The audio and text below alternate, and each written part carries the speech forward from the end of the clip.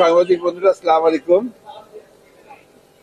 আমরা আজকে আমাদের যুগপৎ আন্দোলনে যারা শরীক, একসাথে যারা আমরা আন্দোলন করছি, এই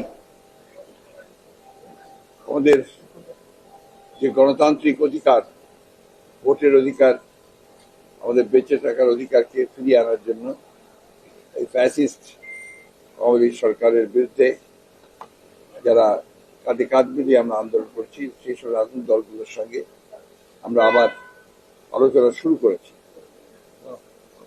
আমরা সবাই এ বিষয়ে প্রায় একমত যে এই ফ্যাসিবাদী সরকার তারা তাদের ক্ষমতায় টিকে থাকার জন্য তারা সব রকম অপকৌশল গ্রহণ করছে।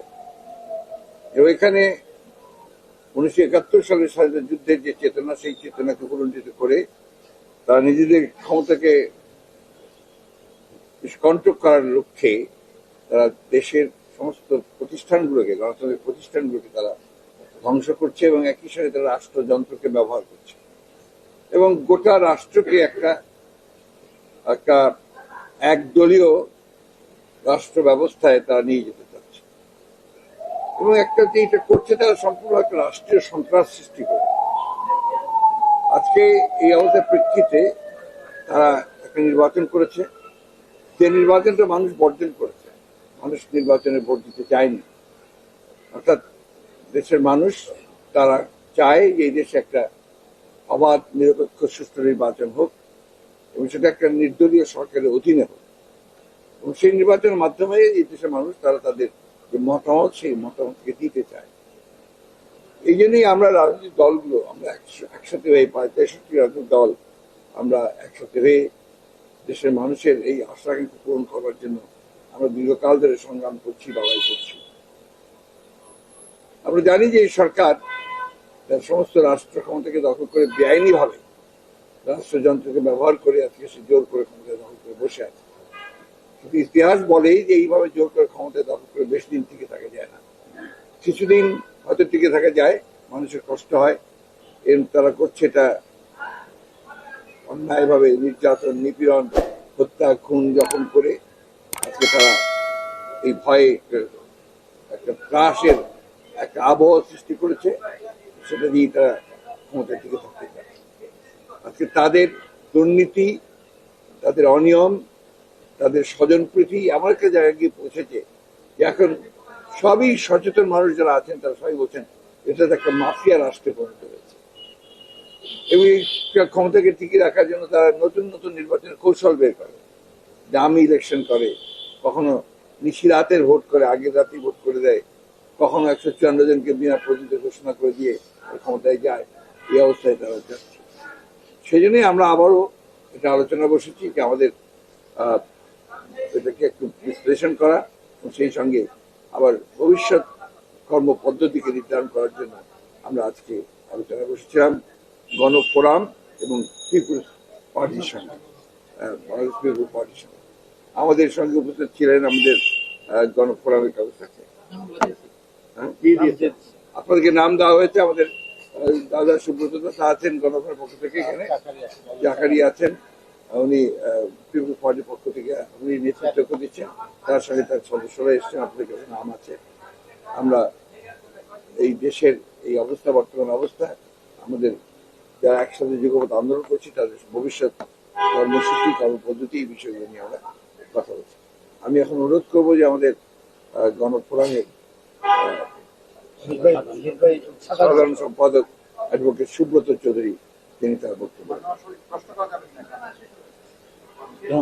ধন্যবাদ। প্রিয় সাংবাদিক বন্ধুগণ, আমরা মনে করার কোনো কারণ নাই যে আমরা আন্দোলনের ধারাবাহিকতা রক্ষা করছি না।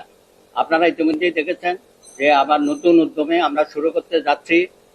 বর্তমান স্বৈরাচার সরকার, অবৈধ সরকার, জবরদস্তিমূলকভাবে ক্ষমতা দখলকারী সরকার উন্নয়নের মহাকাব্য রচনা করে আমাদের প্রিয় মাতৃভূমিকে ধ্বংসের পর্যায়ে নিয়ে গেছে এবং একটা মহা দুর্যোগ, মহা বিপর্যয়ের মধ্যে আমরা আছি। আপনারা দেখেন আজকে শিক্ষা ব্যবস্থা থেকে শুরু করে অর্থনৈতিক অবস্থা, বাংলাদেশ ব্যাংক সহ অন্যান্য ব্যাংক সেক্টর, শেয়ার বাজার থেকে শুরু করে কোনো জায়গায় তাদের কোনো জবাবদিহিতা নাই। সুশাসন তো দূরে থাক, আইনের শাসন পর্যন্ত নাই, এবং সব কিছু তারা কুক্ষিগত করে এমন একটি রাষ্ট্র এখানে তারা তৈরি করেছে যে এই রাষ্ট্রটা আমাদের নয়। ৭১-এর মহান মুক্তিযুদ্ধের যে স্বপ্ন, সেই স্বপ্নকে বর্তমান আওয়ামী লীগ সরকার ধূলিসাৎ করে দিয়েছে। সুতরাং আমরা দেশবাসীর কাছে আহ্বান জানাচ্ছি আজকের এই মিটিং এর মাধ্যমে, আসুন আমরা আবার জেগে উঠি।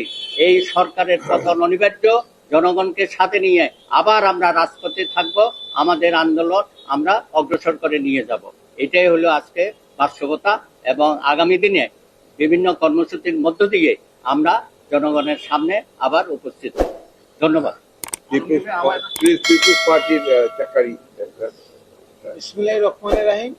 আমরা বিএনপির সাথে আছি এবং বিএনপি যে এই বাংলাদেশ ফ্যাসিবাদ সরকারকে আন্দোলন নামানোর জন্য যে প্রোগ্রামগুলো দেবে সেই প্রোগ্রাম একত্রিত ঘোষণা করছে, এবং আমাদের জোট নেতা সুব্রত দাস যেটা বলছে তার মধ্যে আমি একমত, এবং বিএনপির যে প্রোগ্রাম সেই প্রোগ্রাম আমরা একমত, এবং আগামীতে রাজপথে থাকবে সেই সরকারকে না হটান পর্যন্ত বাংলাদেশ পিপলস পার্টি ঘরে ফিরে যাবে না। সবাইকে ধন্যবাদ। আমার ছোট্ট একটা প্রশ্ন, এটা হচ্ছে যে বাংলাদেশের প্রজাতন্ত্রের কর্মকর্তা কর্মচারী যারা বিদেশে কাজ করেন, জাতীয় দেশে, তাদের আমরা গত কয়েক বছর ধরে দেখছি, এবং এবার আরো অনেকটা দৃশ্যমান হয়েছে, তারা রাষ্ট্রের কাজের বদলে তারা দলীয় কাজ, ক্ষমতাসীন দল তাদের দলীয় অনুষ্ঠানগুলোই কেন জানি তারাই সবকিছু করছে। রাষ্ট্র কি লাভবান হয়, এবং বরঞ্চ রাষ্ট্রের কোনো সংকট বা যে সমস্যা বৈশ্বিক হোক অথবা সেটা নিয়ে তাদের তৎপরতা আপনারা দেখতে পান কিনা, এটা আসলে কূটনৈতিক ভাবে এটা কোন জায়গায়, কারণ আজকে বাংলাদেশের মানুষের পক্ষে কিন্তু তারা কিছু দৃশ্যমান কিছু নাই। ধন্যবাদ।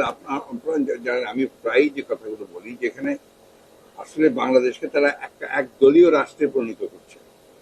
একদলীয় রাষ্ট্রের এইগুলোই হচ্ছে আপনার বৈশিষ্ট্য, যে আপনার যারা রাষ্ট্রদূত থাকবেন, যারা সরকারি কর্মকর্তা থাকবেন, যারা বিভিন্ন সরকারের দায়িত্বে থাকবেন, তারা শুধুমাত্র যে দল আছে, এই যে দলটা আপনার ক্ষমতায় আছে ওই দলের পক্ষেই কথা বলবেন, তাদেরকে মানে আপনার আরো বেশি তাদেরকে কিভাবে তাদের উন্নয়ন করা যায়, তারা কিভাবে ক্ষমতায় টিকে থাকতে পারেন সেই কাজগুলি তারা করবেন।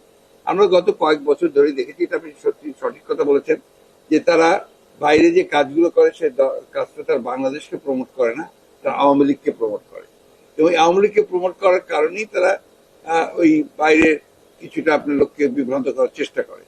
বাইরের লোকেরা যে বিভ্রান্ত হয় না এটা আমরা দেখেছি, এবার তারা কিন্তু বিভ্রান্ত হচ্ছে না। মূল জায়গাটা হচ্ছে কি, যেমন 1971 সালে আমাদের দেশের যে, যেটাকে আমি সবসময় বলি যে আত্মা, সোল, আমরা যে দেশ স্বাধীন করেছি যুদ্ধ করে, তার মূল যে আত্মা বাংলাদেশে, এই সরকার সেটাকে ধ্বংস করে দিচ্ছে, আওয়ামী লীগ সেটাকে ধ্বংস করে দিচ্ছে। ওই কারণেই আজকে বাংলাদেশের যে করুণ অবস্থা, অর্থনৈতিক অবস্থা, রাজনৈতিক অবস্থা, কূটনৈতিক অবস্থা, এই কারণেই বাংলাদেশে আজকে এই অবস্থা তৈরি হচ্ছে। আবার ডোনাল্ডো জি, বাংলাদেশের নির্বাচনের আগে, এই ২৪ সালের নির্বাচনের আগে পশ্চিমা বিশ্বের একটা অবস্থান ছিল। তারা অবাধ সুষ্ঠু নিরপেক্ষ নির্বাচনের জন্য তারা তাদের কথা বলে গেছে এবং বিভিন্ন ভূমিকা রাখা হয়েছে। মার্কিন সরকারি পররাষ্ট্রমন্ত্রীর এই সফরে এবং বক্তব্য থেকে আপনারা কি মনে করেন যে পশ্চিমা বিশ্বটা আমেরিকা তাদের সেই অবস্থান থেকে একটা সরে গেছে? আমি জানি না আপনারা কি অবস্থান তাদের ভেবেছিলেন। আমরা যেটা দেখেছি আপনার, সেটা হচ্ছে যে তারা একটা অবাধ সুষ্ঠু নিরপেক্ষ নির্বাচনের পক্ষে কথা বলেছেন, এটা তারা এখনো অব্যাহত রেখেছেন। তাদের যে হিউম্যান রাইটস রিপোর্ট যেটা বেরিয়েছে আপনার, এই রিপোর্টে তো বাংলাদেশে আপনারা যা বলেন না, তার অনেক বেশি তারা এই রিপোর্টগুলোকে বলেছেন, এবং এখানে প্রমাণিত হয় যে তারা এতটুকু খুশি না, এই বাংলাদেশের বর্তমান অবস্থার পরিস্থিতি তারা এতটুকু খুশি না। তো তারা তো আপনি জানেন যে কোনো দেশের তাদের কূটনৈতিক সম্পর্কে তাকে অব্যাহত রাখতে হয় সবাইকে, এবং সেই জন্য তারা সেটাকে অব্যাহত রাখেনি। ডেভেলপমেন্টের কাছ থেকে এমনকি সামরিক শাসকদের সঙ্গেও তাদেরকে সেই সম্পর্ক রাখতে হয়। আজকে বাংলাদেশের যে অবস্থাটা, সেই অবস্থার প্রেক্ষিতে তারা তাদের দেশের প্রয়োজনে যেটা উপকারী মনে করছেন সেটা করছেন, কিন্তু তা কিন্তু বাংলাদেশের জনগণের বিরুদ্ধে গিয়ে করছেন না, এর কষ্ট আমাদের গ্রহণ করতে হবে। জন্মের পর থেকে বাংলাদেশের ইতিহাসে যেটা হয়নি সেটাই সরকারের হয়েছিল, সেটা সেন্ট্রাল ব্যাংক রিজার্ভ লুট হয়েছিল। দুদিন ধরে আমরা দেখছি যে বিশেষ করে বিভিন্ন বাইরের একটা দেশের গণমাধ্যমে এসছে যে আবারও সেই একই ঘটনা পুনরাবৃত্তি হয়েছে, যদিও বাংলাদেশ ব্যাংক থেকে সেটি ইয়ে করা হয়েছে, সেটি সত্যতা অস্বীকার করা হয়েছে। যদিও প্রথমবার যখন এই ঘটনাটা ঘটেছিল তখন কিন্তু আমরা মানে বাংলাদেশ ব্যাংক স্বীকার করেনি, সরকারও স্বীকার করেনি, আমরা অনেকদিন পরে বিদেশি একটা গণমাধ্যম থেকে জানতে পেরেছি। বাংলাদেশের অর্থনৈতিক অবস্থা তো আপনি আপনার বক্তব্যে বলেন, এই ধরনের আশঙ্কা তো আসলে উড়িয়ে দেওয়া যায় না, কারণ আমাদের দেশের ইন্টারনাল ব্যাংকগুলোই তো লুটপাট হয়ে যাচ্ছে। বাংলাদেশের সবচেয়ে বড় সমস্যা যেটা হয়েছে যে এখন যারা শাসন করছে, শাসক গোষ্ঠী, এরা মিথ্যার উপরে টিকে আছে। জনগণকে সারাক্ষণ প্রতারণা করছে, মিথ্যা কথা বলছে, মিথ্যা ডাটা দিচ্ছে, মিথ্যা তথ্য দিচ্ছে। এবং যারাই তথ্য আনতে যায় দেখবে যে তাদেরকে বন্ধ করে দিচ্ছে। আপনাদের সাংবাদিকদের তো ব্যাংকে ঢোকাই নিষিদ্ধ করেছে। সবখানে একই অবস্থা, অর্থাৎ এরা পুরোপুরিভাবে মিথ্যার উপরে টিকে আছে। এই শাসক গোষ্ঠী, আওয়ামী লীগ শাসক গোষ্ঠী মিথ্যার উপরেই তারা টিকে থাকতে চায়। মিথ্যার উপরে কখনো টিকে থাকা যায় না, সামান্য দিন যায়, বেশি দিন যায় না। ধন্যবাদ। Thank you. আপনার বিজয় জি